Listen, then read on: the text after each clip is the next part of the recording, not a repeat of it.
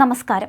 വയനാട് തുരങ്കപാത നിർമ്മാണ മേഖലയിലെ മണ്ണിടിച്ചിൽ മനുഷ്യനിർമ്മിത ദുരന്തമെന്ന് മന്ത്രി ടി സിദ്ദിഖ്. തുരങ്കപാത നിർമ്മാണത്തിന് അശാസ്ത്രീയമായി കൂട്ടിയിട്ടിരുന്ന മണ്ണ് ഒലിച്ചിറങ്ങുകയായിരുന്നു. അപകടത്തിന്റെ വ്യാപ്തി കൂട്ടിയത് ഇതാണെന്ന് മന്ത്രി പറഞ്ഞു. തുരങ്കപാത നിർമ്മാണ കമ്പനിക്ക് വീഴ്ച പറ്റിയെന്നും മന്ത്രി ആരോപിച്ചു. അപകട മുന്നറിയിപ്പ് കൊങ്കൺ കമ്പനി അവഗണിച്ചുവെന്ന് മന്ത്രി പറഞ്ഞു. എന്തായാലും അടിയന്തര രക്ഷാപ്രവർത്തനത്തിനുള്ള നടപടികൾ സ്വീകരിച്ചതായി തിരുവമ്പാടി MLA CK കാസിം പറഞ്ഞു.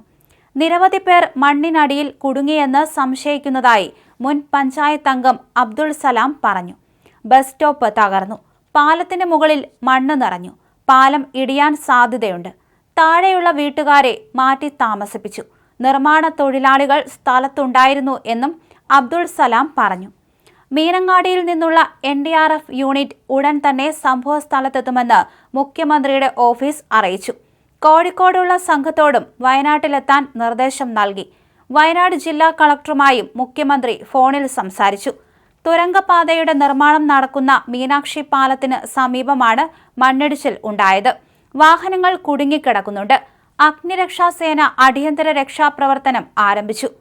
മന്ത്രി ടി സിദ്ദിഖിന്റെ നിർദ്ദേശപ്രകാരം ദുരന്ത നിവാരണ സേനാംഗങ്ങൾ പ്രദേശത്തേക്ക് തിരിച്ചു.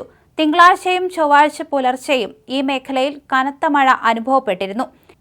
അതുകൊണ്ടാണ് മണ്ണിടിച്ചിൽ ഉണ്ടായതെന്ന് പറയപ്പെട്ടിരുന്നു. അതിന് പിന്നാലെയാണ് ഇത്തരത്തിൽ അശാസ്ത്രീയമായ നിർമ്മാണമാണ് മണ്ണിടിയാൻ കാരണമെന്ന് മന്ത്രി വ്യക്തമാക്കിയത്.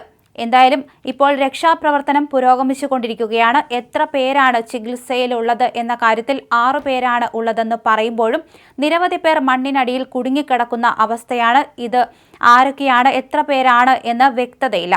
എന്തായാലും നിരവധി രക്ഷാപ്രവർത്തകർ സംഭവസ്ഥലത്തേക്ക് എത്തിക്കഴിഞ്ഞിട്ടുണ്ട്.